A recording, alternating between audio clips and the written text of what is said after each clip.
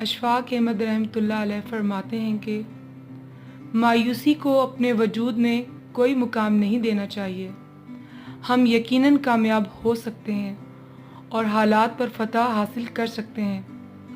اس کی دلیل یہ ہے کہ ہماری پوشیدہ قوت ہماری ظاہری کمزوری سے کہیں زیادہ ہے، صرف ہمیں اس کا احساس نہیں ہے۔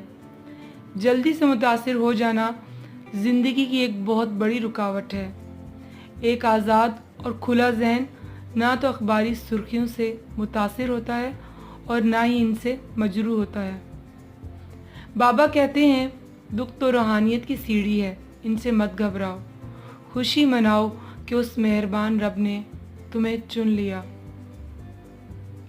کتنا خوبصورت احساس ہے کہ ہم اللہ تعالیٰ سے اپنے دل کی بات کرتے ہیں اور وہ سب کچھ پہلے سے جانتا ہے، لیکن پھر بھی ہمیں سننا چاہتا ہے۔